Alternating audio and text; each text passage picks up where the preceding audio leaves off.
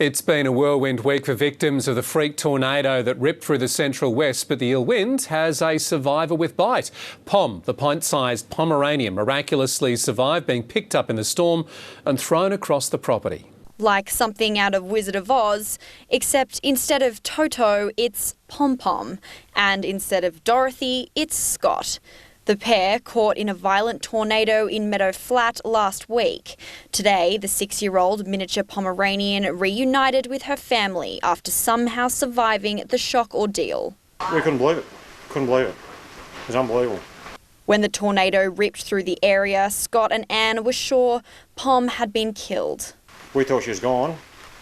Went looking for her little body, and she was down the paddock here, 300 metres away. We yelled out. She's alive. She sustained a missing tooth, a dislocated jaw, and was suffering from shock. But after plenty of care and plenty of cuddles, Pom is back to her normal bubbly self. We just couldn't believe it. We thought she'd definitely gone for sure. Especially when you've got 15-tonne trees getting bloody picked up and dumped like rag dolls.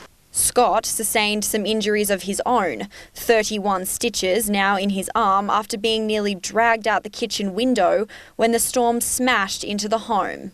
I had to grab hold of the bench just here, hanging on the bench with one arm, and next to me, my feet are flinging up. Foot was in the bench just here. Scott and Anne now continuing the mammoth clean-up. Their 100-year-old home barely left standing. Yep, ripped the roof off, ripped everything out of here, just shredded everything. Torrential rain in recent days turning the ground into a pool of mud, making it even harder for the family to get back on their feet. But despite the wreckage, Anne and Scott are thankful to have their fluffy friend returned safe and sound. After all, there's no place like home. Olivana Lathouris, WIN News.